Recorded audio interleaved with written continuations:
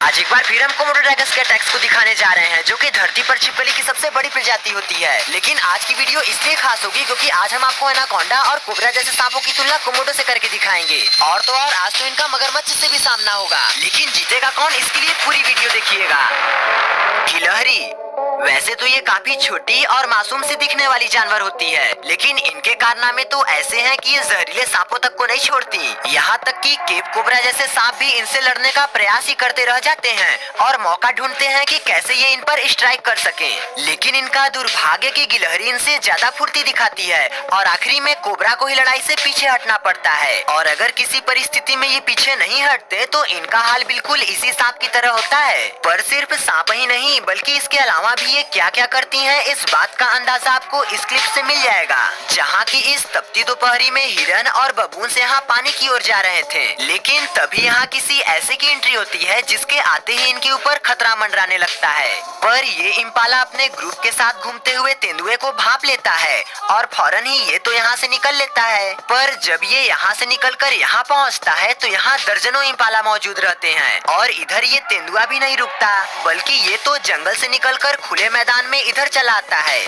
जहाँ आते ही इसे पता चलता है कि यहाँ सिर्फ इम्पाला ही नहीं बल्कि बबून्स भी थे शिकार करने के लिए। और इम्पाला जो कि रफ्तार में इनके टक्कर के होते हैं, या तो ये कह लीजिए कि इनसे काफी तेज होते हैं, उनके मुकाबले बबून्स का शिकार करना इनके लिए आसान होने वाला है। क्योंकि जहाँ तेंदुए की स्पीड 58 किलोमीटर पर आवर होती है, तो वहीं इम्पाला दौड़ में 75 से 90 किलोमीटर पर आवर की गति का प्रदर्शन करने की क्षमता रखते हैं। और अगर बात रही बबून्स के शिकार की, तो वो तो हमने आपको इस तेंदुए के जरिए दिखाया ही था, जिसमें ये तेंदुआ बबून्स को दौड़ाता है और इनमें से एक का शिकार करने में कामयाब भी हो जाता है। जबकि चीता पर ये सभी यहाँ भारी पड़ते हैं और अपने इलाके से सभी से खदेड़ कर भगाते हैं। पर यहाँ क्या होने वाला है?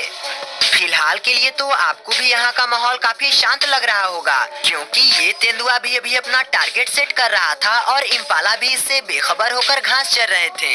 जिसके बाद अब ये धीरे धीरे उनकी ओर बढ़ना शुरू करता है और इनके करीब ये पहुँचता कि उससे पहले इस बबून की नजर तो इस पर पड़ती ही है, पर साथ साथ ये गिलहरी भी इसके इरादे को समझ जाती है। अब हमला लगभग होने को ही है, क्योंकि तेंदुआ भी यहाँ से निकलकर इनसे कुछ ही दूर पर जमीन पर बैठ गया है। लेकिन हमला हो पाता उससे पहले ही ये गिलहरी तेंदुए की दुश्मन बन जाती है और पेड़ पर चढ़कर काफी तेजी से आवाज लगाते हुए सभी इम्पालास को अलर्ट कर देती है। जिसके बाद गिलहरी के ऐसी गलती की सजा तो ये जब चाहे तब उन्हें दे ही देते हैं। पर गिलहरी जैसे छोटे जीव का सामना जब कोमोडो ड्रैगन जैसे दानव से होगा तब क्या होगा, क्योंकि ये तो बड़े बड़े भैंसों से लेकर इंसानों को भी नहीं छोड़ी हैं। और ऐसा इस माउंटेन क्लाइंबर के साथ हुआ था, जिस पर कोमोडो ने हमला उसके पैर पर किया था और जहर फैलने की वजह से ये क्लाइंबर मारा गया था।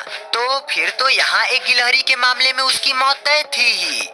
ये कोमोडो गिलहरी को इन झाड़ियों में से निकाल कर लाता है, जिसे ये मारकर जब खाता है तो भी ये उतनी हैरानी की बात नहीं जितना कि दिलचस्प कोमोडो वर्सेस एनाकोंडा और कोमोडो वर्सेस कोबरा पर बात करना होगा। क्योंकि आप भी जानते हैं कि एनाकोंडा किस आफत का नाम है, जिसके साथ मैंने बहुत पहले ही ये क्लिप दिखाया था, जिसमें कि ये एनाकोंडा यहाँ से गुजर रहे इस कैपिबारा को देख उसके शिकार पर निकलते ही कुछ ही सेकंड्स में इस पर अटैक करके इसे मारने में कामयाब हो जाता है और इसे पूरा का पूरा निगल जाता है। प्लीज हमें सब्सक्राइब करके अपना सपोर्ट दें। तो वैसे तो बहुत से पहलुओं पर नजर डालने पर परिणाम यही आता है कि एनाकोंडा जीत जाएगा, पर जब बात किंग कोबरा पर आती है तो